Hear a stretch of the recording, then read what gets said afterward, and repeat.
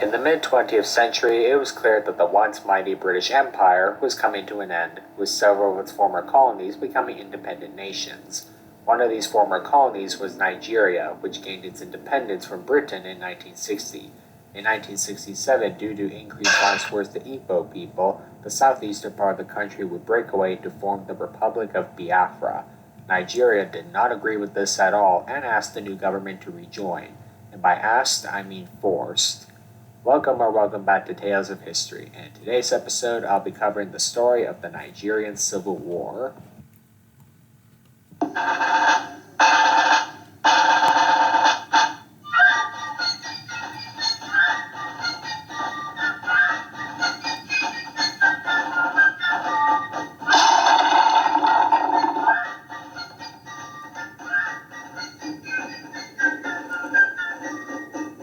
Before I tell the story of Biafra's fight for independence, we'll need some background context. Between 1884 and 1885, 14 countries would meet during the Berlin Conference, with half of them carving up the continent of Africa into different colonies to be controlled.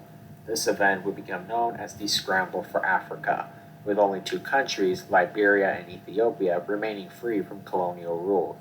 The United Kingdom established the British colony of Nigeria in the western portion of the continent, and it would remain under its rule for decades.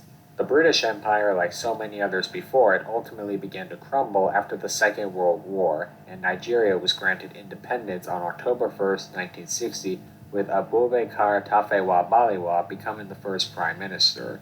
However, Nigeria quickly ran into a few issues due to several ethnic groups being pushed together. Think of it like putting a bunch of different berries that do not get along great into a single pie ready to be served with a side of malice. The main groups of Nigeria were the Yoruba, the Hausa, and the Igbo, and ethnic tensions began to rise, with the majority of northerners being staunchly anti-Igbo. In January of 1966, the military staged a coup, murdering Balewa along with two other officials. Major General Johnson Oguyi Ironsi was then placed in charge, but his plans of abolishing the regions and creating a unitary Nigeria did not sit well with the North, who accused him and the leaders of the coup of favoring the Igbos. 6 months later, northern officers staged a counter-coup, assassinating Ironsi, and Yakubu Gowon took control of the country.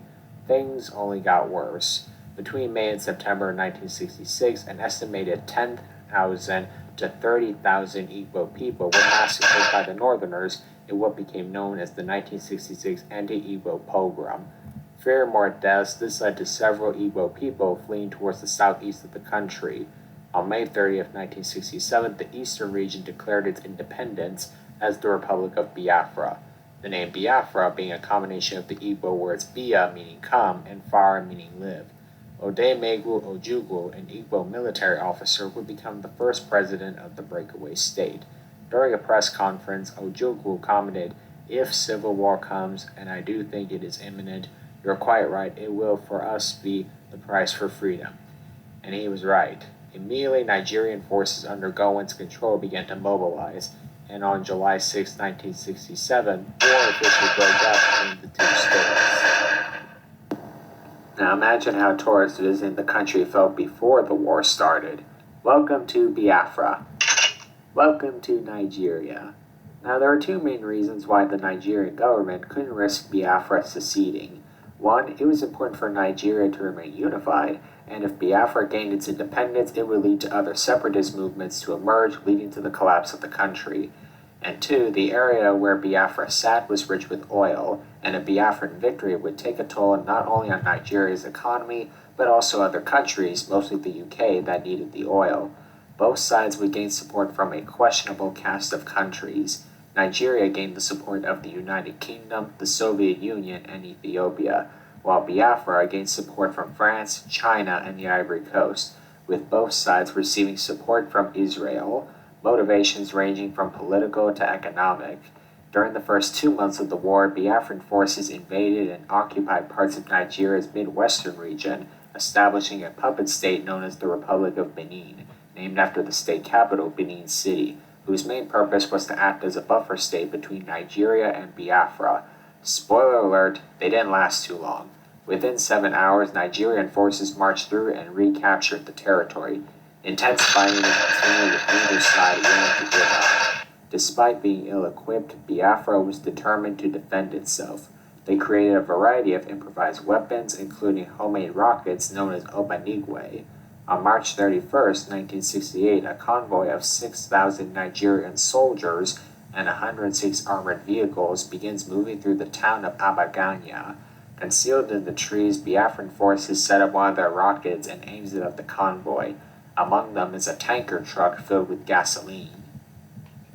The Biafrans then opened fire on the remaining Nigerian soldiers who were not killed by the blast. The Biafrans only received light casualties. When the battle is over, they move in, capturing weapons and equipment. The aftermath of the Abaganya ambush saw an estimated 5,900 Nigerian military personnel killed, a boost in Biafran morale, and a decisive victory. However, Nigeria would not rest until the destruction of Biafra was certain. At the beginning of the war, the federal government imposed a blockade to prevent food and supplies from being transported to Biafra. The blockade would only strengthen as the war went on, and famine began to spread throughout the state. Although there were efforts during the Biafran airlift to airdrop food and supplies to civilians.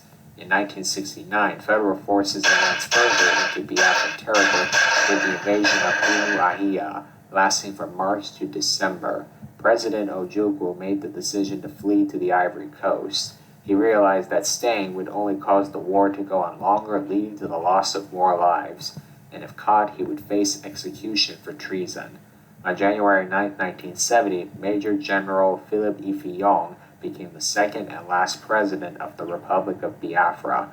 On January 15th, the Biafran military and President Ifeanyi surrendered to federal forces, bringing an end to the conflict and reintegrating the state of Biafra back to Nigeria. The end of the war would see an estimated 100,000 military deaths and over 2 million Biafrans dying of starvation, most of them children, as a result of the blockade enforced by the Nigerian government. In 2011, Ojukwu passed away after suffering from a stroke. He was 78. Although Biafra no longer exists, its flag has become a symbol of Igbo identity, and there are still supporters and protests held by Biafran support groups, with the Nigerian government always finding ways to put down any movements. Between August 2015 and 16, Nigerian security forces led a series of crackdowns on unarmed Biafran supporters that resulted in the deaths of 150 people. But these events have not stopped Biafran supporters' hopes and dreams of one day becoming an independent nation. I hope you enjoyed this episode and thank you for watching. If you want to see more videos like this, leave a like and subscribe. See you all next time.